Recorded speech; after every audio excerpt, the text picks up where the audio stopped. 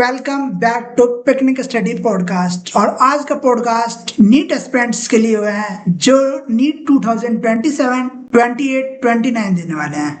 बहुत सारे डाउट्स होंगे आपके मन में कि सिलेक्शंस कैसे होते हैं, सिलेक्शंस के लिए क्या स्ट्रेटजीज को फॉलो करते हैं, क्या टॉपर्स भी कभी फेल होते हैं। बहुत सारे बच्चे होंगे जो रीनीट दिए होंगे और रीनीट में वो सिलेक्शन नहीं पाए होंगे। तो हमारे साथ है अनंता, जिन्होंने रीनीट एग्जाम को क्लियर किया है और अब वो जीएमसी में जाने वाली हैं। तो सबसे पहले welcome on picnic study podcast. Thank you. तो सबसे पहले आपकी नीट की जर्नी कहाँ से स्टार्ट हुई और एक ब्रीफ अपनी नीट की जर्नी के बारे में बताइए। मैंने नीट की जर्नी 11-12 से ही प्रिपरेशन स्टार्ट कर दी थी, लेकिन ऑनलाइन में मेरे को उतना अच्छे से मेंटोरशिप नहीं मिल पाया और समझ में नहीं आ पाया कि पढ़ते कैसे हैं। तो फिर मैंने ऑफलाइन ज्वाइन किया और 2 ड्रॉप ईयर में फिर ऑफलाइन के बाद मेरा नीट हुआ। ऑफलाइन आपने ज्वाइन की थी, तो ऑफलाइन कहाँ से ज्वाइन किया था, कौन से विद्यापीठ थी, मतलब कहाँ से वो सब। ऑफलाइन मैंने पटना में इस्कॉन विद्यापीठ से ज्वाइन किया। वहाँ पे फिर मेरे को रैंकर्स बैच ही मिले दोनों साल, तो वहाँ पे टीचर्स बहुत अच्छे मिले। सबसे पहले स्टार्ट करते हैं कि मतलब जैसे आपका अब क्लियर हो चुका है रीनीट, तो सबसे पहले जो वीडियो देख रहे होंगे उनका ये डाउट होगा कि क्या आपकी एकेडमिक्स बचपन से अच्छी थी, क्या एकेडमिक्स बिफोर 10th कैसी थी। ये रहता है बच्चों को कि एकेडमिक्स क्या बचपन से अच्छी होनी चाहिए। बचपन से अच्छी नहीं होनी चाहिए, मेरी अच्छी थी, लेकिन ऐसा कुछ नहीं कि बचपन से अच्छा होना चाहिए, मेहनत करके हो जाता है। आपकी एकेडमिक्स कैसी थी बचपन में और इंटरेस्ट किस में था, बिफोर 10th की बात करेंगे कि इंटरेस्ट कौन से सब्जेक्ट्स में था। और मतलब आपको कब पता चला था कि एमबीबीएस करने के लिए नीट जैसा एग्जाम होता है। इंटरेस्ट तो मेरा सारे सब्जेक्ट में पहले था, लेकिन मैथ्स मेरे को पसंद नहीं था। मैथ्स मेरा अच्छा था, लेकिन मेरे को पसंद नहीं था। फिर मैंने 8 में अपने मैथ्स के टीचर से ही बात किया था कि फिर नीट करने के लिए क्या, तो उन्होंने बोला भी था कि मैथ्स में बहुत सारे करियर ऑप्शंस है, लेकिन नीट में थोड़ा कम है, तो नीट सोच समझ के लेना। लेकिन मुझे लेना था, तो इसलिए मैंने लिया। तो आपने क्या, जैसे बच्चों का ये रहता है, आपने बताया था कि 92% आए थे आपके क्लास 10th में। तो ऐसा होता है पेरेंट्स का भी कि पीसीएम दिलवाते हैं अगर बच्चा अच्छा है तो। पीसीबी भी रहता है नॉट डाउट, बट पीसीएम रहता है। तो उस समय पेरेंट्स का क्या सपोर्ट था जब आप 10 to 11 मूव कर रहे थे। नहीं, पेरेंट्स मेरे ऐसे थे कि तुमको जो करना है करो। अगर मैं आर्ट्स भी चुनती तो पेरेंट्स का कोई ऑब्जेक्शन नहीं होता, तो पेरेंट्स का सपोर्ट बहुत था। कोई पहले से फील्ड में था जो एमबीबीएस कर रहा हो, मतलब आपके फैमिली से कोई ऐसा कि एमबीबीएस कर रहा हो या जिसने नीट क्लियर किया हो या फिर नीट की प्रेप भी की हो। नहीं, कोई वैसा तो गाइड करने के लिए नहीं था। तो जब 11th में चूज किया आपने नीट नीट का, तो जैसे बच्चों का ये डाउट रहता है कि बोर्ड्स का प्रिपरेशन करें, नीट की प्रिपरेशन करें, तो आपने कैसे डिसाइड किया था कि आपके बोर्ड्स की प्रिपरेशन करनी है नीट की, या फिर उस समय आप बोर्ड के लिए ही फोकस कर रहे थे। शुरू-शुरू में तो मैं अटेंडिंग ही स्कूल जाती थी, तो दोनों का प्रिपरेशन करने का सोची थी, लेकिन जैसे ही बोर्ड्स पास आए तो नीट को थोड़ा इग्नोर करके बोर्ड ज़्यादा फोकस किया। और जब बोर्ड खत्म हो गया तो फिर नीट पे फोकस। तो मतलब 12th तक आपने बोर्ड्स पे ही फोकस किया है। हुँ। उस समय क्या आपने नीट का कोई बैच लिया था या फिर कहीं ऑफलाइन ट्यूशन जाते थे। नहीं, ऑफलाइन ट्यूशन नहीं, ऑनलाइन ही बैच लिया था अर्जुना और लक्ष्य।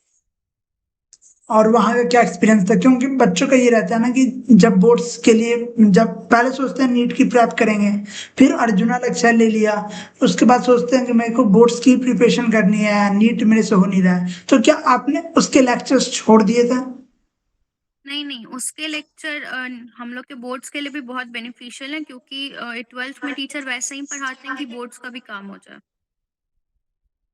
तो स्टार्टिंग में आपको क्या प्रॉब्लम्स आते थे जब क्लास 11th में आप मूव किए थे, 10 to 11 मूव किए थे। तो उस समय क्या, क्योंकि सबसे ज्यादा प्रिपरेशन अगर किसी एकेडमिक ईयर में होती है तो क्लास 11th में होती है। आपके साथ क्या हुआ, क्योंकि बच्चे रिलेट कर पाएंगे फिर। सबसे पहले तो मैंने सोचा कि मैं मैथ्स छोड़ दी हूँ, लेकिन जब फिजिक्स बनाने बैठे तो लगा कि नहीं, मैथ्स तो नहीं छूटा है। और फिजिक्स शुरू-शुरू में एकदम ही समझ में नहीं आता था। फिर धीरे-धीरे करके जैसे मैंने लेक्चर्स देखा अर्जुना का, फिर धीरे-धीरे समझ में आया। शुरू में बहुत दिक्कत हुआ, लेकिन बार-बार एक ही चीज़ पढ़ने से समझ में आने लगा फिजिक्स। तो आपके मतलब बोले तो तीनों सब्जेक्ट में सबसे हार्ड फिजिक्स ही लगती थी। हुँ, हुँ। शुरू में, फिर बाद में फिजिक्स ईज़ी हो गया था। और किस टीचर्स को स्टार्टिंग में फॉलो करते थे? स्टार्टिंग में फिजिक्स में एमआर सर थे और बायो में ज़ूलॉजी समाप्ति मैम थी और केमिस्ट्री में पंकज सर सब थे। तीनों सब्जेक्ट्स के लिए? नहीं, पंकज सर थे, अमित महाजन सर थे और कुछ फैकल्टी छोड़ दिए हैं वो सब भी, डॉली मैम थी। तो जब आप 12th पास आउट हुए, तो ये रहता है बच्चों का कि जो साथ वाले स्टूडेंट हैं, जो स्कूल में साथ में पढ़े हैं, फ्रेंड्स हैं बहुत साल से, वो अब कॉलेज जा रहे हैं, कॉलेज मूव ऑन कर रहे हैं, बहुत सारे बच्चे बहुत सारी डिग्री करने लगते हैं। तो आपने कैसे डिसाइड किया कि मेरे को ड्रॉप लेना है, मेरे को स्टिक रहना है, मेरे को एमबीबीएस लाइन में जाना है, नीट क्रैक करना है? तो तभी मेरे को भी बुरा लगा कि फोटोज़ देख के कि वो मेरे दोस्त कॉलेज चले गए, they are enjoying their life. लेकिन फिर मैंने सोचा कि मेरा ड्रीम थोड़ा बड़ा है, तो थोड़ा टाइम तो लगेगा। तो उस समय आपने बताया था कि फर्स्ट ईयर में आपने यकीन बैच लिया था, फर्स्ट हुँ। ड्रॉप। क्या एक्सपीरियंस था फर्स्ट यकीन लेने के बाद, और क्या डिफरेंट लगा आपको? जैसे आपने बताया कि 11 12th आपने मोर फोकस किया है बोर्ड्स के ऊपर, तो उसके बाद जब यकीन लिया, क्या डिफरेंस लगा एक बोर्ड्स की प्रिपरेशन और एक नीट की प्रिपरेशन में? 11th-12th में भी बोर्ड में फ़ोकस करके भी हम नीट का ध्यान देते थे, तो वैसा कोई डिफ़रेंस नहीं लगा। लेकिन ड्रॉप ईयर में समझ में आया थोड़ा कि फ़ोकस शिफ्ट कैसे करना है। जैसे थ्योरेटिकल से ज़्यादा फ़ोकस न्यूमेरिकल पे शिफ्ट किए, क्योंकि बोर्ड्स का थ्योरेटिकल ज़्यादा आता है और इसमें न्यूमेरिकल्स। तो मैं भी पीवाईक्यूज वगैरह करते थे। हाँ, पीवाईक्यूज़ करते थे। तो यकीन बैच आपने लिया, यकीन बैच का क्या एक्सपीरियंस था? क्या मतलब, जैसे आपने बताया कि आपके जो फ्रेंड्स थे वो कॉलेज चले गए, क्या उससे भी डिमोटिवेशन होते थे कि मतलब वो लोग लाइफ को एंजॉय कर रहे हैं ड्रॉप ईयर, उसके बाद मतलब मार्क्स का भी अप डाउन होते हैं ड्रॉप ईयर में? हाँ, थोड़ा डिमोटिवेशन होता था, लेकिन फिर खुद को ही समझाना पड़ता था, नहीं थोड़ा टाइम तो लगेगा क्योंकि ड्रीम बड़ा है। वो लोग एन्जॉय कर रहे हैं, वो लोग का लाइन दूसरा है, वो लोग की अपनी मेहनत है उसमें, इसीलिए। और एक्सपीरियंस कैसा था यकीन बैच का? यकीन बैच का भी एक्सपीरियंस बहुत अच्छा था, टीचर्स बहुत सारे अच्छे-अच्छे टीचर्स थे, एक्सपीरियंस्ड टीचर्स थे। बस ऑनलाइन में थोड़ा डाउट सॉल्व में दिक्कत होता था, बाकी सब बढ़िया था। क्या जैसे यकीन में पढ़ते हैं बच्चे, तो एक डाउट रहता है कि क्या ये क्वालिटी कंटेंट एज ऑफलाइन, आपने ऑफलाइन भी पढ़ा है, तो क्या क्वालिटी कंटेंट ऑफलाइन से मैच कर पाता है या नहीं कर पाता? डाउट्स रहते हैं बच्चों के। कंटेंट ऑनलाइन का ऑफलाइन से भी ज़्यादा अच्छा है, ये तो है। ऑनलाइन का कंटेंट ऑफलाइन से ज्यादा अच्छा है, क्योंकि बच्चे जब ऑनलाइन पढ़ते हैं तो उनका ये रहता है कि क्या कोटा में जो या फिर ऑफलाइन सेंटर्स में क्या इससे अच्छा कंटेंट मिल रहा है, क्योंकि हमें तो बैचेस सस्ते भी हैं। नहीं, नहीं, ऐसा कुछ नहीं है, ऑफ़लाइन से ज़्यादा अच्छा कंटेंट ऑनलाइन में। ऑफ़लाइन में बेनिफिट ये हो जाता है कि आपको कॉम्पिटिशन फ़ील होने लगता है क्लास के अंदर, इसीलिए। और क्लासमेट से सीखने को भी मिलता है कि पढ़ना कैसे है। ऑनलाइन में थोड़ा दिक्कत हो जाता है घर में अकेले रह के। फर्स्ट ड्रॉप में जब आप यकीन से पढ़ रहे थे, क्या रैंक आई, और फिर कब कैसे डिसाइड किया कि हाँ, क्या उस समय आपने पार्शियल ड्रॉप्स चल रहे थे या फिर फुली ड्रॉप प्रेफर कर रहे थे उस समय में? उस टाइम मेरा फुल ड्रॉप था और पूरा जर्नी में मेरा फुल ड्रॉप ही है। उस साल मेरे मार्क्स 633 थे, तो मेरे को लगा भी नहीं था कि मेरा नहीं होगा।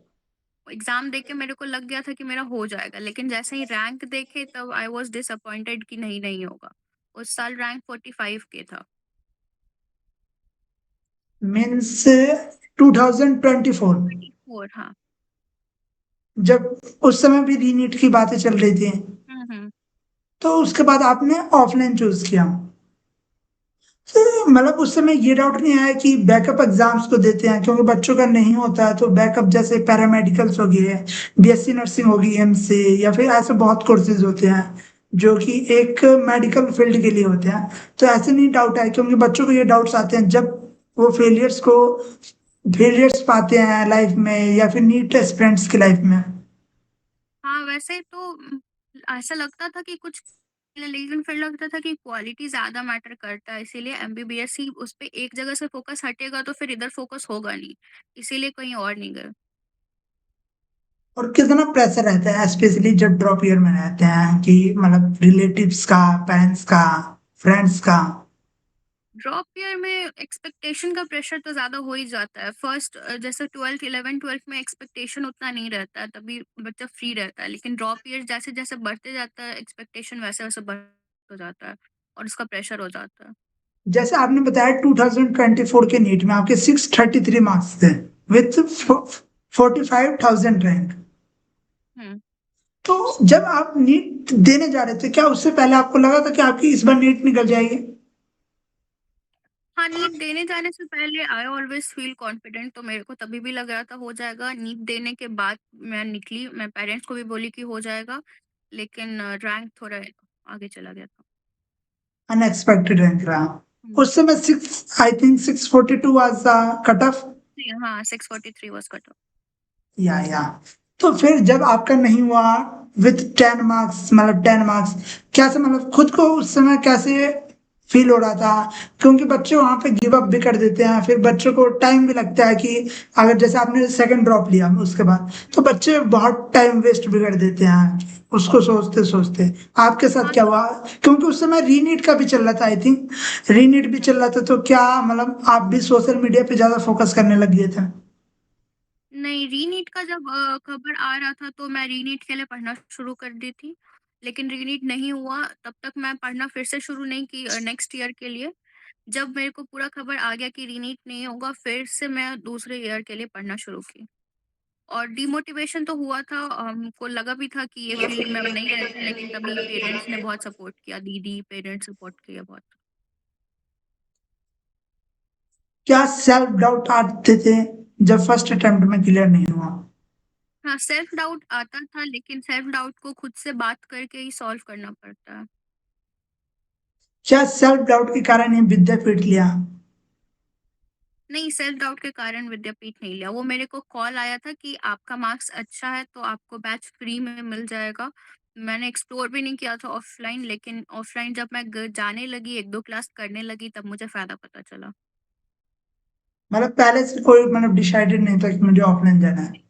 तो आपने ऑनलाइन भी पढ़ा, ऑफलाइन भी पढ़ा, आपको क्या लगता है कि अगर आप कंपैरिजन करें ऑनलाइन वर्सेस ऑफलाइन का, तो आप अपनी तरफ से क्या पॉइंट्स देना चाहें? ये बच्चे-बच्चे पे डिपेंड करता है। डिसिप्लिन बच्चे के लिए जो कि कंपटीशन फ़ील कर पा रहा है, उसके लिए ऑनलाइन भी सही है, लेकिन ऑफ़लाइन ज़्यादा बेहतर उस बच्चे के लिए है जो कि डिसिप्लिन नहीं है, जिसको कंपटीशन फ़ील नहीं हो पा रहा है, उसको ऑफ़लाइन ज़रूर जॉइन करना चाहिए। और अगर कोई पॉइंट्स ऐड करना चाहेंगे कि मतलब जो बच्चा डिसाइड कर रहा है कि मेरे को ऑफलाइन जाना चाहिए या ऑनलाइन जाना चाहिए, उसके लिए? जो अफ़ोर्ड कर सकता है, उसको ऑफ़लाइन ज़रूर जाना चाहिए। Offline is far better than online. हुँ, हुँ। तो जब आपने ऑफलाइन ज्वाइन किया, आपको क्या चेंजेस खुद के अंदर लगे जब आपके 633 मार्क्स थे? क्या उस समय आप बोले तो एक होता है कि खुद के अंदर कॉन्फिडेंस तो आती है, ओवर कॉन्फिडेंस भी आता है कि मेरे, हुँ। तो क्या चेंजेस लगे वहां पे और कैसे बच्चों से आपका इंटरेक्शन हुआ है वहां पे? ओवर कॉन्फिडेंस तो नहीं आया था मेरे में, लेकिन थोड़ा डीमोटिवेट हो गए थे कि इतना मार्क्स ला के भी। लेकिन जो हम लोग का बैच मिला बना था, उसमें मोस्ट ऑफ द बच्चा का इतना ही आया था, 632 640 सब बच्चे के थे, सब बच्चा सेम लेवल पे था। तो ओवर कॉन्फिडेंस तो नहीं आया। ऐसा लगा कि सारे बच्चे सेम लेवल के हैं, सब में कंपटीशन है, तो कंपटीशन फील बहुत हार्ड हुआ। फ्रेंड्स भी बने, फ्रेंड से पढ़ने का तरीका भी मैंने सीखा, ऑफलाइन वाले को ज़्यादा अच्छे से आता है। फिर आपने वहां पे तैयारी की ऑफलाइन में, तो क्या वहाँ पे लेक्चर्स करते थे या फिर केवल क्वेश्चंस प्रैक्टिस, मॉक टेस्ट? क्योंकि जब मार्क्स पहले से अच्छे थे तो खुद को भी, मतलब बच्चों का ये रहता है कि ड्रॉप ईयर में मेरे से सेम लेक्चर्स को रिवाइज नहीं हो रहा है। नहीं, हम तो पूरा लेक्चर करते थे, सेम लेक्चर करना चाहिए और क्वेश्चन भी प्रैक्टिस बहुत ज़्यादा करना चाहिए और मेन है कि अच्छे से क्लियर कर लेना चाहिए। अगर आपको जैसे आज की डेट में आपने क्लियर कर लिया है, आपको अगर लगता है कि सबसे बड़ी मिस्टेक्स आपने 2024 में क्या की थी, अगर वो नहीं करते तो शायद वो 10 मार्क्स भी आ जाते और सिलेक्शन भी हो जाता? एग्ज़ाम में पैनिक नहीं होना चाहिए, एग्ज़ाम में पैनिक होके भी बहुत मार्क्स लॉस होता है। जैसे मेरा नीट से रीनीट में बहुत मार्क्स लॉस हो गया क्योंकि मैं एग्ज़ाम में इस बार पैनिक हो गई थी। नीट से रीनीट में इस बार? हुँ। I और was जब getting 686 in NEET and I'm getting this marks 594 in ReNeet. तो फिर आपने फर्स्ट जब आपने फर्स्ट टाइम ऑफलाइन लिया, उसके बाद जब आप पेपर देने जा रहे थे, क्या उस समय कितने क्या कॉन्फिडेंस था? कितने मॉक टेस्ट आपने 2025 से पहले लगा चुके थे? नंबर में ऐसे गिने तो मंथली 4 टेस्ट तो होते थे हम लोग के हर संडे, और वेडनेसडे को भी टेस्ट होते थे, तो मंथली हम लोग का 8 टेस्ट तो होता था, और वैसे गिन ले तो 12 मंथ्स के लिए। क्या कॉन्फिडेंस लेवल था बिफोर गिविंग द नीट 2025? जाने से पहले तो बहुत अच्छा कॉन्फिडेंस था, लेकिन जैसा क्वेश्चन आ गया था, कॉन्फिडेंस आने के बाद एकदम नहीं था। आई वाज़ वेरी श्योर कि इस साल मेरा नहीं होगा, आने के बाद। लेकिन जाने से पहले कॉन्फिडेंस होना ज़रूरी है, सबको होना चाहिए अपने ऊपर। तो जब अटेम्प्ट कर रहे थे 2025, 26 का भी जो नीट आया वो हार्ड था, पर 2025 क्योंकि वो फर्स्ट टाइम उतना हार्ड पेपर आया, क्या माइंड में चल रहा था जब पेपर को सॉल्व कर रहे थे, जब आपको खुद को नहीं पता हो कि दूसरे बच्चे के माइंड में क्या चल रहा है, पेपर इजी है हार्ड है? क्योंकि एग्जामिनेशन सेंटर में ऐसा भी बच्चों को लगता है कि क्यों नहीं मेरे साथ हो रहा है। हाँ, एग्जामिनेशन सेंटर में ऐसा ही लग रहा था केवल मेरे साथ हो रहा है, और माय बिगेस्ट मिस्टेक वाज़ कि उस ईयर मैं फिज़िक्स सबसे पहले अटेम्प्ट कर रही थी, और फिज़िक्स का ही पेपर सबसे हार्ड आया था, और फिर को छोड़ के आगे बढ़ जाना चाहिए था, लेकिन फिज़िक्स में ही लगे रहे, इसीलिए मार्क्स भी ज़्यादा लॉस हो गया, और एंग्ज़ायटी भी ज़्यादा हो गया कि फिज़िक्स ऐसा है, उसकी वजह से बायो ठीक था, वो भी ठीक से अटेम्प्ट नहीं कर पाए, एंग्ज़ायटी की वजह से। आपने क्या चेंजेस किए जब 2025 का, पहले तो सबसे पहले क्या रिजल्ट रहा 2025 का, और रिजल्ट से क्या आपको पेपर देने के बाद ही एक्सपेक्टेशन नहीं थे कि सिलेक्शन नहीं होगा, या रिजल्ट तक का वेट ही कर रहे थे? नहीं, पेपर दे के आके मेरे को पता हो चल गया था कि इस बार नहीं होगा, और उस साल मेरा मार्क्स 490 था, और माय रैंक वाज़ 50,000। रैंक जब 50,000 आई और मतलब आपको आके पता चल गया 490 मार्क्स आ रहे हैं, क्या उस समय, क्योंकि जब सेकंड अटेम्प्ट हो जाता है बच्चों के अंदर खुद सेल्फ डाउट्स इंक्रीज हो जाते हैं, रिलेटिव्स के ताने बढ़ जाते हैं, या फिर किसी जो मतलब फ्रेंड्स है उसको देख के भी डिमोटिवेशन होती है, तो आपने नहीं चुना उस समय माइंड में नहीं आया कि मैं थोड़ा बैकअप पे जाऊं? क्योंकि बच्चों को ऐसे डाउट्स आते हैं, अभी रीनीट में ऐसे बच्चे होंगे जिनके सेकंड अटेम्प्ट थर्ड अटेम्प्ट होंगे जो अच्छा नहीं कर पाए होंगे। मुझे खुद पे भरोसा था कि मैं सोची कि मेरा पढ़ाई में दिक्कत नहीं है, वो थोड़ा माइंडसेट मेरे को शिफ्ट करना पड़ेगा, हार्ड पेपर देख के घबराना नहीं होगा, बस वही गलती हो गया, इसीलिए मैं 1 साल माइंडसेट शिफ्ट करने के लिए अपने आप को दी। उस समय पेरेंट्स का क्या सपोर्ट था, फैमिली वालों का क्या सपोर्ट था? पेरेंट्स वर सपोर्टिव, वो लोग बोले कि एक लास्ट बार चांस दे दो, this was my last year, तो वो लोग बोले कि हाँ, तुम दे सकती हो, लेकिन देख लो उम्र भी निकलते जा रहा है, तो यही है। ये डाउट आया कि पार्शियल ड्रॉप ले लो, क्योंकि बच्चों का सबसे पहला डाउट ये आता है पार्शियल ड्रॉप, सेकंड आता है बैकअप ऑप्शन। पार्शियल ड्रॉप में फिर मेरे को लगा कि 2 जगह फ़ोकस करने से अच्छा एक जगह पूरे अच्छे से फ़ोकस करें, क्योंकि 2 जगह में फिर कहीं के नहीं रहेंगे, ऐसा भी हो सकता है। फिर आपने नीट 2025 के बाद कब से प्रिपरेशन स्टार्ट की नीट 2026 की? नीट जून से हम लोग का बैच शुरू हो गया था पीडब्ल्यू में, तो जून से जब से बैच शुरू हुआ, प्रिपरेशन शुरू कर दी। तो 2025 हार्ड आने के बाद क्या चेंजेस किया, क्या आपको सेल्फ रियलाइजेशन था, और क्या चेंजेस किए जो आपके स्टडी पैटर्न में हो, चेंजेस हो क्वेश्चंस लेवल में, चेंजेस हो या फिर मॉक टेस्ट अटेम्प्ट करने के स्ट्रेटजीज में चेंजेस हो? हाँ, क्वेश्चन तो अटेम्प्ट हम लोग थोड़ा-सा हार्ड टाइप का करने लगे थे, और टाइम बेस्ड हम लोग क्वेश्चन प्रैक्टिस करने लगे थे कि हार्ड क्वेश्चन भी बनाएँगे, लेकिन टाइम भी कम लगना चाहिए। और टेस्ट भी हम लोग का इंस्टीट्यूट में वैसा ही आ रहा था, कभी फिजिक्स हार्ड, कभी केमिस्ट्री हार्ड, कभी बायो हार्ड। तो वैसे हम लोग को टैकल करना था कि हम लोग क्या पहले अटेम्प्ट करते हैं, किस माइंडसेट से अटेम्प्ट करते हैं, वो चीज़ हम लोग को ट्रेन किया गया था बहुत। आपने बताया कि फिजिक्स आर्ट कभी केमिस्ट्री आर्ट कभी ये, तो बट मॉक टेस्ट में आपका क्या स्ट्रेटजी होता था, क्या स्ट्रेटजीज चेंजेस करते थे? जैसे आपने बताया कि 2025 में आप फिजिक्स को फर्स्ट अटेम्प्ट करते थे, क्या यहाँ पे आपने मल्टीपल ट्राइज किए कि पहले बायो करते हैं फिर केमिस्ट्री करते हैं, जो बेटर होता है, मतलब हाँ, चेंजेस मैंने करके? हाँ, मैंने चेंजेस किए थे, लेकिन फिजिक्स में कभी फर्स्ट नहीं कर रही थी, क्योंकि वो मेरे को पता चल गया था गलत है। लेकिन हाँ, कभी केमिस्ट्री फर्स्ट, कभी बायो फर्स्ट करके चेंज तो करना पड़ता है, और देखना पड़ता है कि अपने लिए क्या अच्छा है। क्या बच्चों को ये एडवाइस देना चाहोगे कि एक्सपेरिमेंट्स करने चाहिए मॉक टेस्ट में, जो एक्सपेरिमेंट्स करने हैं आप? हाँ, मॉक टेस्ट एक्सपेरिमेंट्स करना चाहिए क्योंकि मॉक टेस्ट का मार्क्स उतना डिपेंड नहीं करता है। मॉक टेस्ट में गलती करके पता कर लेना चाहिए कि हम कहाँ पे अच्छे हैं, कहाँ पे खराब हैं, तो हम तो एक्सपेरिमेंट्स करते थे। और क्या चेंजेस थे आपको 2025 के बाद 2026 के नीट प्रेप में?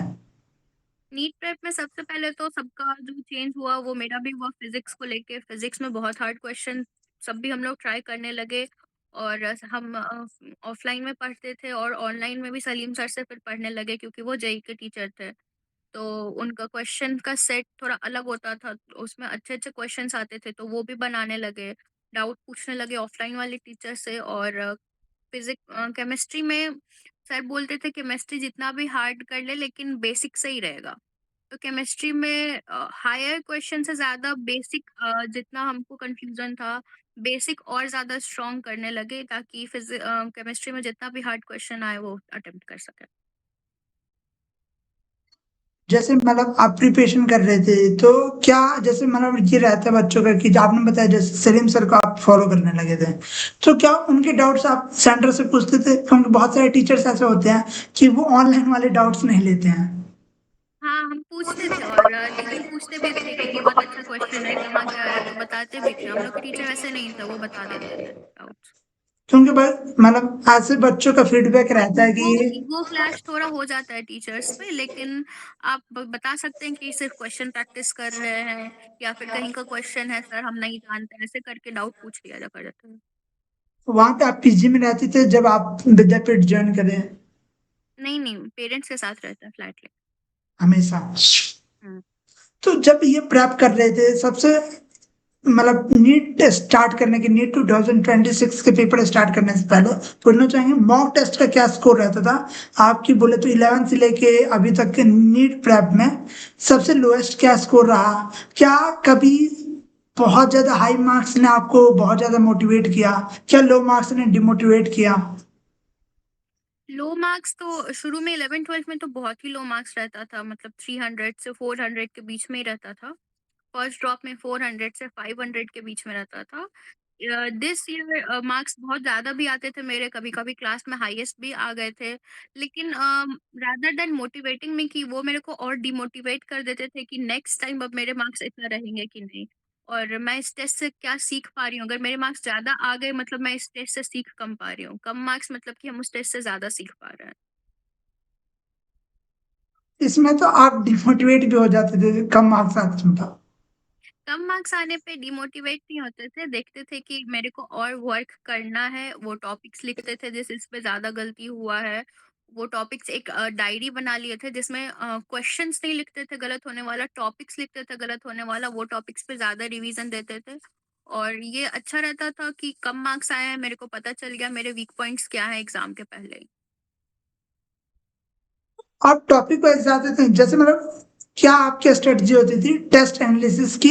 और सबसे पहले और उसमें एक मतलब जो आपकी फाइनल स्ट्रेटजी थी वो पहले बताइएगा, उसके बाद ये बताइएगा क्या आप स्ट्रेटजी टेस्ट एनालिसिस में पहले गलती करते थे?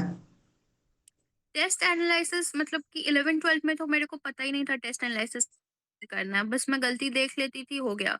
लेकिन जैसे-जैसे ड्रॉप बढ़ते गया, ऑफलाइन जॉइन किया, फिर पता चला नहीं टेस्ट एनालिसिस ऐसे नहीं होता है। एक-एक क्वेश्चन को देखना पड़ता है कि ये गलती मेरा क्यों हुआ है?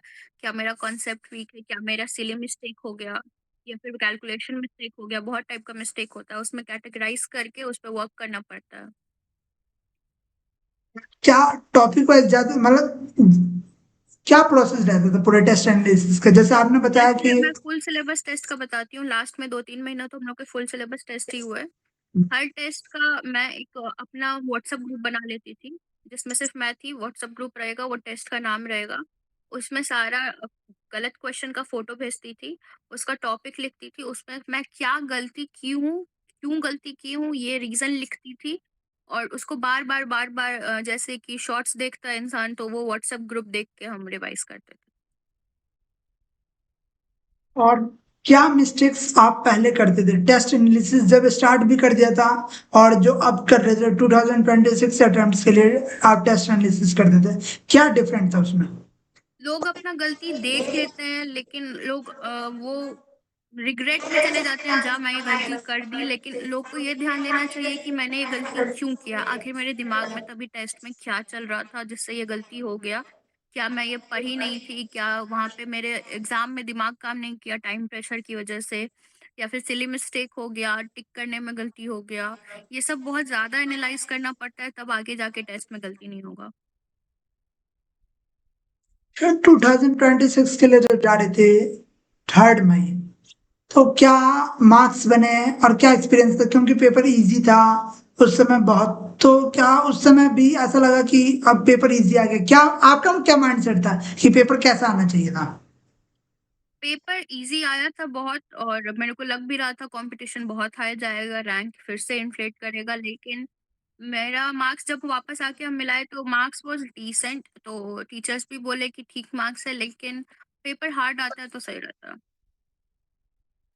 और क्या रीनीट आपके लिए फायदेमंद थी या नहीं? क्योंकि अभी बच्चों का नहीं, सबसे बड़ा ये मेरे लिए तो फ़ायदेमंद नहीं थी क्योंकि आई वाज़ वेरी नर्वस, मैं बहुत ज़्यादा घबरा गई थी रीनीट में और उसकी वज़ह से मेरा मार्क्स डिक्रीज़ हुआ बहुत।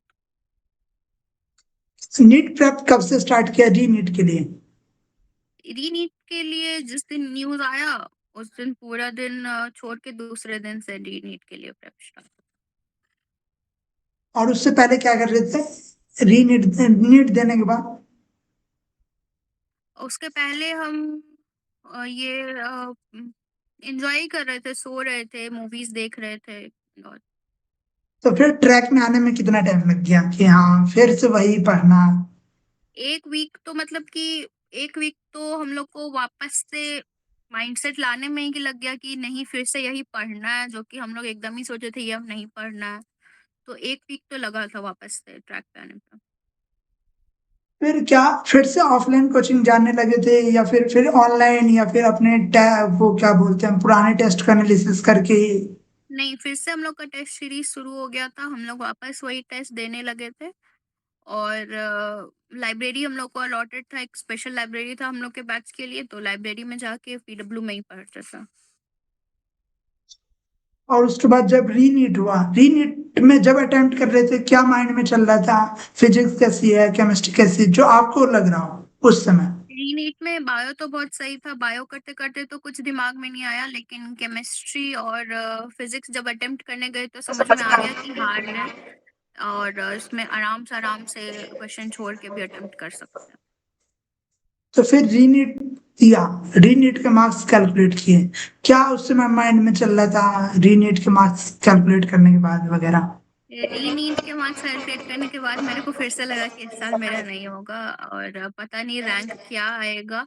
रैंक का सबसे बड़ा वो था, डर लग रहा था कि इतने में रैंक क्या आएगा और मार्क्स भी थोड़ा सिक्योर्ड मार्क्स नहीं था, 600 प्लस सिक्योर मार्क्स रहता है, तो थोड़ा डर लग रहा था।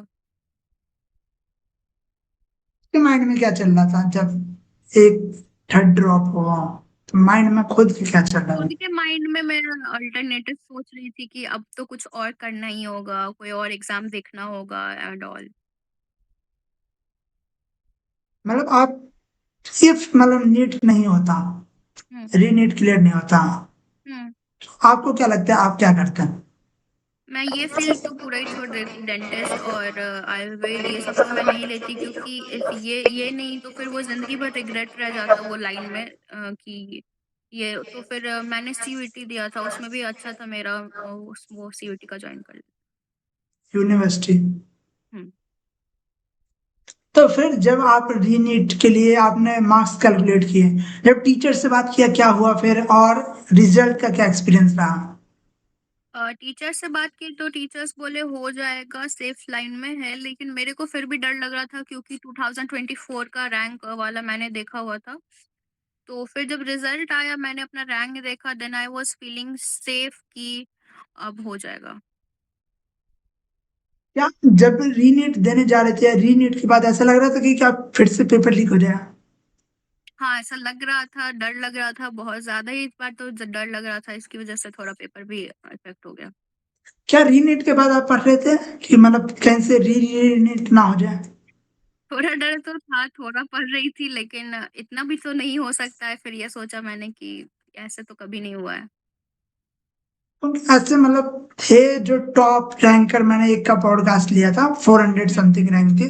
तो वो रीनीट के बाद भी पढ़ रहे थे और रिजल्ट के बाद भी उन्होंने कुछ दिन तक पढ़ाई की थी कि कहीं डर फिर ही से। ऐसा बैठ गया था हम लोग के मन में कि क्या होगा पता नहीं।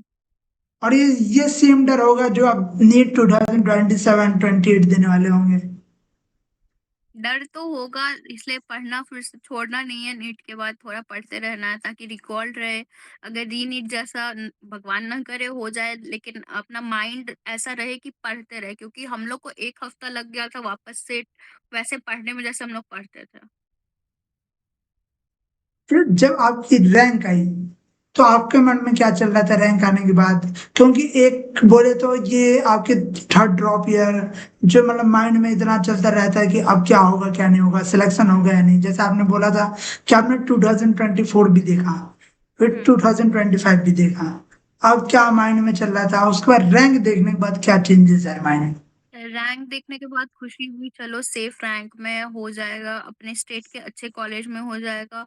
और फिर ये भी डर लग रहा था कि फिर से कैंसल ना हो जाए, लेकिन हाँ, मन में खुशी थी, संतुष्टि थी, लेकिन उतना भी खुश नहीं हो पा रहे थे क्योंकि पता नहीं क्या होगा। आपको लगता है कि इज इट वर्थ इट अब? वर्थ इट है, इट वाज़ वर्थ इट। कभी मतलब ऐसा लगा कि यार मेरा एज भी बढ़ रहा है, मतलब ऐसे तो आते ही हैं बच्चों के मन में तो ख्याल कि एज भी बढ़ रहा है मैंने। और दूसरा ये भी रहता है, मैंने पार्शियल ड्रॉप भी नहीं लिया है कि मतलब कुछ हो रहा है मेरे साथ पहले ही, मतलब कोई और डिग्री चल रही है साथ। पार्शियल ड्रॉप नहीं लेना एक अच्छा ऑप्शन लगता है मेरे को, क्योंकि अगर माइंड में प्लान बी आ जाता है तो प्लान ए के लिए फोकस कम हो ही जाता है। इसीलिए अच्छा है नहीं है, एक जगह फोकस करो। और अपने आप पे सेल्फ डाउट होता है कि अब साल बढ़ रहा है, अब क्या होगा, लेकिन खुद पे भरोसा रखो, खुद के मेहनत पे भरोसा रखो, खुद से ईमानदारी रख के मेहनत करो तो हो जाएगा। तो अगर मतलब आप फिर से अटेम्प्ट लेते तो पार्शियल ड्रॉप नहीं लेते, फिर से फुली ड्रॉप ही लेते हैं? हम्म। और पूरी नीट जर्नी में आपने फ्रेशर के साथ दिया, फिर नीट 2024 25 और 26 भी दिया, री नीट भी दिया। आपको किस अटेम्प्ट में लगा कि सबसे ज्यादा मतलब डिमोटिवेट किस अटेम्प्ट में हुए कि इस अटेम्प्ट में हो जाना चाहिए था? 2025 वाले अटेम्प्ट में मेरे को लग रहा था मेरा प्रिपरेशन बहुत अच्छा है, मैंने अपनी कमियों पे काम किया, मेरा हो जाना चाहिए था, लेकिन क्वेश्चन ही वैसा आ गया था। लेकिन इट वाज़ माय फॉल्ट, क्योंकि वैसे क्वेश्चन में भी बहुत बच्चों ने अच्छा परफॉर्म किया, तो उस साल मेरे को बहुत रिग्रेट हो रहा था। सबसे ज्यादा रिग्रेट 2025? हुँ। और आपके हिसाब से नीट में अच्छी रैंक होती है या री नीट में? लीक नहीं होता तो नीट में ही होती, लीक हो गया तो पता नहीं क्या रैंक जाती, लेकिन अच्छी ही जाती, रीनीट से तो अच्छी ही जाती।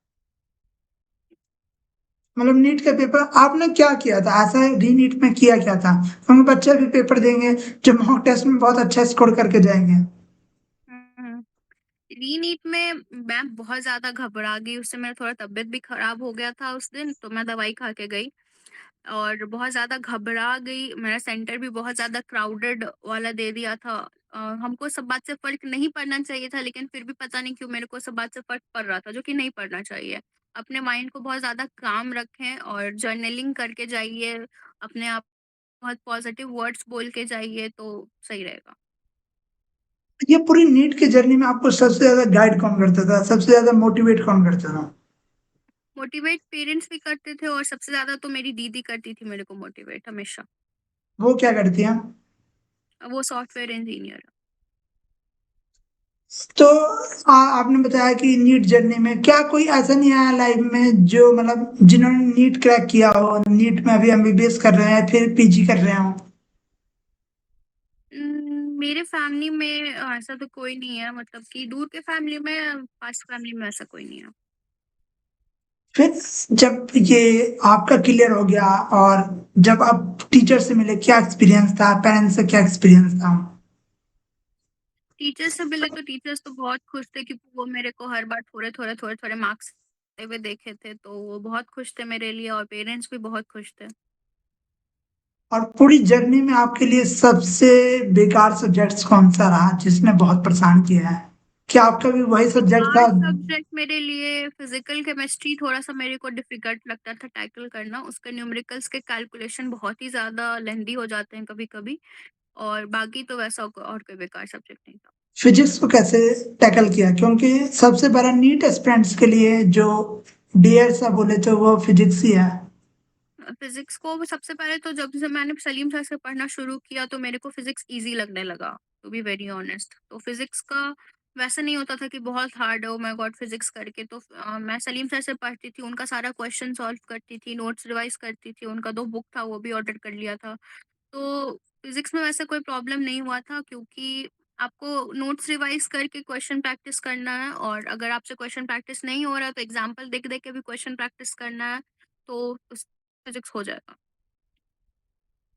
इस जर्नी में जैसे आपने बताया फिजिक्स का, और कौन-कौन सी बुक्स आपने अपार्ट फ्रॉम एनसीईआरटी यूज़ की हैं? सबसे पहले बायो में एनसीईआरटी पंच यूज़ किया, जिससे एनसीईआरटी का हर एक लाइन पूरा दिमाग में हो गया। Bio hack was very good, bio hack का मैंने सब्सक्रिप्शन लिया हुआ था। बायो बाय केमिस्ट्री ये दोनों। डॉक्टर पार्थ गोयल हुँ। और और केमिस्ट्री में केम हैक फिर मैंने बनाया तीनों सब्जेक्ट का, और टीचर्स जो क्वेश्चन देते थे ऑनलाइन वाले वो बनाती थी। कोई स्पेसिफिक बुक नहीं था। जेईई का 7 years PYQ, NEET PYQ more than enough. और फिजिक्स में फिर जेईई पीवाईक्यू सारा बनाना ज़रूरी नहीं है, लेकिन थोड़ा-थोड़ा जेईई पीवाईक्यू बनाते थे। सलीम सर का जो प्रैक्टिस शीट रहता है, वो बनाते थे, बस। क्या फिजिक्स के लिए, क्योंकि फिजिक्स 2025 में हार्ड आ गई थी, तो क्या एससी वर्मा, डीसी पांडे जैसी बुक्स आप प्रेफर करते थे? हार्ड आई, लेकिन उतना भी नहीं कि वो सब बनाने की ज़रूरत पड़े। अपने टीचर पे भरोसा रखिए, टीचर जो बोल रहे हैं वो करिए और वैसा हो जाएगा। डीसी पांडे बना सकते हैं, डीसी पांडे में वैसा कुछ नहीं, लेकिन एचसी वर्मा जो-जो टीचर क्वेश्चन टिक कर दे और आपको बनाना ही है तो टीचर से क्वेश्चन टिक करवा लीजिए, फिर करिए। बायोहैक आपने पढ़ी है, बायोहैक का क्या एक्सपीरियंस रहा? बायोहैक क्या चेंजेस लाया आपकी बायो प्रिपरेशन में? बायोहैक एनसीईआरटी के ही लाइन से जो लाइन फोकस नहीं हो पा रहा था, उस लाइन पे बहुत ज़्यादा फोकस करवाया बायोहैक ने। जो गलती कर के उसमें बहुत सीखे हैं। एनसीईआरटी पंच और बायोहैक दोनों सेम ही है एनसीईआरटी के लाइन के लिए, और क्वेश्चन एनसीईआरटी के लाइन से ही आता है बायो में, इसीलिए बहुत यूज़फुल था। आपको बायोहैक के बारे में पता कैसे चला बायोहैक? यूट्यूब पे मैं पार्थ गोयल सर को फॉलो करती थी, तो इसीलिए मेरे को पता चला। और जब आप ये पूरी नीट प्रिपरेशन अब एंड हुआ, तो माइंड में क्या चल रहा था? जब जब रिजल्ट हो गया, हर चीज हो गया, तो माइंड में क्या चल रहा था? और नेक्स्ट अगर आप पीजी करो कभी, तो पीजी अगर करोगे तो पीजी में आप कौन से ब्रांच चूज करना चाहोगे? अभी तो मैंने सोचा नहीं है पीजी में, क्योंकि वो सोचने से नहीं होता है, रैंक से डिसाइड होता है कि कौन-सा ब्रांच मिलेगा, तो उतना ज़्यादा मैंने अभी आगे का सोचा नहीं है, लेकिन हाँ, पीजी तो ज़रूर करूँगी। और ये पूरी जर्नी कैसी लगी कि जब अटेम्प्ट्स इतने सारे लग रहे थे, बहुत लोग कुछ बोलते भी हैं जब ड्रॉप ईयर में स्पेशली स्टूडेंट्स रहते हैं, क्या लगा? और क्या चेंजेस आपके आसपास में दिखे बिफोर नीट 2026 और आफ्टर नीट 2026 के रिजल्ट के? ड्रॉप ईयर ज़्यादा होने पे दिक्कत तो हो जाता है, क्योंकि फैमिली फंक्शंस भी अटेंड करना होता है, वो सब नहीं करने का मन करता है क्योंकि पढ़ना होता है, लेकिन मैनेज करना पड़ता है, छोड़ना पड़ता है थोड़ा-सा फैमिली फंक्शंस, लड़के छोड़ो, कैसे करके छोड़ो, छोड़ना पड़ता है। और फिर जब हाथ में रिजल्ट आ जाता है तो सब वर्थ इट बोलता है, सब लोग तारीफ ही करता है, कोई बुरा नहीं बोलता। ये पूरी जर्नी में आपको क्या लगती है सबसे बड़ी मिस्टेक्स आपने क्या की थी पूरी जर्नी में 11 से अभी तक? सबसे बड़ी मिस्टेक जब मैं ऑनलाइन में थी तो लैक ऑफ क्वेश्चन प्रैक्टिस, सिर्फ लेक्चर देखना, सिर्फ टीचर्स जो क्वेश्चन सॉल्व करवा दिए वो देख के खुश हो जाना, लेकिन खुद से भी क्वेश्चन सॉल्व करने पड़ते हैं, डाउट सॉल्व करना पड़ता है खुद से ही या फिर टीचर से पूछ के। और टेस्ट एनालिसिस बहुत ज़्यादा ज़रूरी होता है, वो मैं शुरू में नहीं करती थी क्योंकि मुझे आता ही नहीं था ऑनलाइन में, तो वो सब गलतियाँ थी। और अगर फिर से 11 से प्रिपरेशन करते, क्या चेंजेस लाते अपने प्रिपरेशंस में या प्रिपरेशन स्ट्रेटजीज में बात करें तो? शुरू से ही मैं जैसे फर्स्ट चैप्टर से शुरू होता, अगर 11th से शुरू करती तो शुरू से ही पहले मैं फर्स्ट चैप्टर हो गया, मैं पहले पीवाईक्यू देखती कि कैसे क्वेश्चंस आ रहे हैं, कौन कौन से टॉपिक पे मेरे को ज़्यादा फोकस करना है, कैसे कैसे क्वेश्चंस आते हैं। शुरू से ही मैं ये बायो हैक और पंच से पहले एनसीईआरटी मास्टर करती, फिर पीवाईक्यू बनाती और अपना गलती एक जगह संभाल के रखती कि आगे रिवाइज करने में, क्योंकि हम लोग 2-3 साल में पढ़ तो लेते हैं लेकिन लास्ट में रिवाइज करना भी बहुत ज़रूरी होता है। तो उसके लिए हम लोग को कुछ कंसाइज़ चाहिए, तो वैसे भी बनाना पड़ता है। तो और क्या आप ऑनलाइन चूज करते हैं या ऑफलाइन आगे 11 से फिर से प्रिपरेशन करते हैं? ऑफलाइन। ऑफलाइन प्रेफर करते हैं उस समय। हुँ। तो फिर आपकी ये पूरी जर्नी रही, आपको जर्नी में सबसे लोएस्ट मार्क्स एग्जैक्ट कितने थे अगर क्या याद हो? क्योंकि सबसे ज़्यादा डाउट्स बच्चों के यही आते हैं कि टॉपर से सबसे लोएस्ट मार्क्स कितने तक जाते हैं? इस साल की बात करें लोएस्ट मार्क्स तो मेरे 490 थे और ऐसे तो 11th-12th में बहुत लो मार्क्स आए हैं। 300 से 400 के बीच में भी मार्क्स आए हैं मेरे, बहुत बार आए हैं, तो उससे लोएस्ट मार्क्स तो तो उस समय डिमोटिवेशन नहीं होता था 300 400 मार्क्स आ रहे हैं कि यहाँ से हाँ, नीट तब में क्रैक? डिमोटिवेशन होता था, लेकिन फिर ये सोचते थे कि चलो गलती है, गलती देख लेते हैं, सीख लेते हैं, वो सारे टॉपिक्स एक बार पढ़ लेते हैं वापस। अगर आपको नीट 2027 के लिए फिर से पढ़ना होता, अगर फिर से ड्रॉप लेते हैं, क्या चेंजेस इस बार करते हैं आप? इतनी प्रिपरेशन के बाद क्या चेंजेस करते हैं? चेंजेस तो वही है कि अपने गलती पे जब तक फोकस नहीं करेंगे, जब तक अपना ही वीक पॉइंट और अपना स्ट्रॉन्ग पॉइंट दोनों नहीं पता चलेगा मेरे को, तो मेरे को ये नहीं पता चलेगा कि कहाँ पे फोकस करना है। और अगर हम पूरे 100% सिलेबस पे पूरा फोकस करेंगे तो उससे नहीं होगा। 100% सिलेबस फिर से पढ़ना है, लेकिन फोकस उसी उसी पे ज़्यादा करना है जिस पे वीक पॉइंट है, उसका ज़्यादा क्वेश्चन प्रैक्टिस करना है और जो स्ट्रॉन्ग पॉइंट है उसका कम क्वेश्चन प्रैक्टिस करके भी चल सकता है। तो इसलिए टाइम मैनेजमेंट ऐसे करते हैं। बच्चों का सबसे बड़ा डाउट जो अभी जो बच्चे पीडब्ल्यू से पढ़ रहे हैं कि पीडब्ल्यू विद्यापीठ क्या वर्थ इट है या नहीं, क्योंकि बच्चों का ये रहता है कि ऑनलाइन ही ज्यादा बढ़िया है, पीडब्ल्यू के ऑफलाइन सेंटर्स का कोई कंपैरिजन नहीं है ऑनलाइन से। ऐसे डाउट्स रहते हैं बच्चों को कि पीडब्ल्यू ऑफलाइन सेंटर और अदर इंस्टीट्यूट से अच्छे नहीं है। मेरे को तो नॉर्मल बैचेस का नहीं पता, मेरे को रैंकर्स बैच मिले तो मेरे को सबसे अच्छे टीचर्स मिले, लेकिन हाँ नॉर्मल बैच में कैसे टीचर मिलते हैं उस पर बहुत ज़्यादा डिपेंड करता है, तो इसीलिए लोग को वर्थ इट नहीं भी लग सकता है। ऑनलाइन का कंटेंट ज़्यादा होता है, बहुत ज़्यादा होता है, ऑनलाइन भी अच्छा। ऑनलाइन में कंटेंट ज्यादा होने का मेन कारण आपको क्या लगता है कि टाइम बाउंडिंग जो ऑफलाइन में होती है? हाँ, वो भी है और ऑनलाइन में हम लोग बहुत ज़्यादा बच्चा के टाइप को हाँ। हम लोग को टैकल करना पड़ता है, तो सबके लिए हम लोग को अच्छे बच्चे के लिए भी कंटेंट देना है, नॉर्मल बच्चे के लिए भी कंटेंट देना है, इसलिए ऑनलाइन का कंटेंट बहुत अच्छा रहता है। लेकिन ऑफलाइन में क्या होता है कि टीचर देखता है बैच कैसा कैसा कंटेंट देने से ये लोग को काम चल जाएगा, ऐसा अच्छा कंटेंट नहीं भी देंगे तो ये लोग कुछ नहीं बोलेगा, इसीलिए ऑफलाइन में कंटेंट की कमी हो जाती है। विद्यापीठ ज्वाइन करने के बाद आपने कोई ऐसा स्टूडेंट जिससे आप बहुत ज्यादा मोटिवेट होते थे? स्टूडेंट तो मेरे को मतलब बैच ऐसा मिला था कि को लगता था कि मेरे बैच में हमसे अच्छा सब है। ऐसा बैच मिला था मेरे को कि सबसे मोटिवेट होते थे, सबसे कुछ ना कुछ सीखने वाला था, सबसे कुछ ना कुछ सीखते थे। अपने से मतलब कि जो फर्स्ट ड्रॉप वाला है वो छोटा-सा हमसे तो मेरे को दीदी बोलता है, कोई भी दीदी बोलती है फिर बोलता है। हम उससे भी सीखते थे कि वाओ! ये लोग कितना अच्छा से पढ़ रहा है, हमको ये चीज़ अपने पढ़ाई में लाना चाहिए, तो सबसे सीखते थे। लर्निंग स्पेस कभी ये नहीं हुआ कि जैसे सबसे बड़ा डाउट रहता है पीडब्ल्यू का क्या कि मुझे एलन ज्वाइन करना चाहिए था या फिर आकाश, नीट के लिए स्पेशली, और जेई के लिए बच्चों का रहता है कि एलन, ऐसे डाउट्स नहीं आए? नहीं, टीचर मेनली टीचर्स पे डिपेंड करता है। अगर आप एलएन भी जॉइन कर लियो और आपको ऐसा बैच दे दिया जिसमें टीचर्स अच्छे नहीं हैं, तो वो ब्रांड पे डिपेंड करता ही नहीं है, वो फैकल्टी पे डिपेंड करता है। तो आपको ये देख के लेना चाहिए कि आपके बैच में फैकल्टी कैसा दे रहा है। और क्या आप भी टेस्ट सीरीज दूसरे इंस्टीट्यूट का फॉलो करते थे?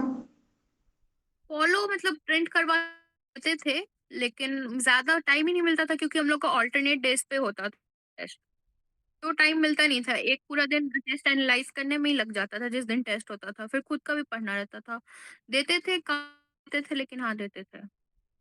अगर फिर से प्रिपरेशन करते तो क्या क्लास 11 से ही प्रिपरेशन करते या ड्रॉप ईयर में आप प्रिपरेशन स्टार्ट ड्रॉप ईयर से। ड्रॉप ईयर से ही स्टार्ट करते हैं प्रिपरेशन?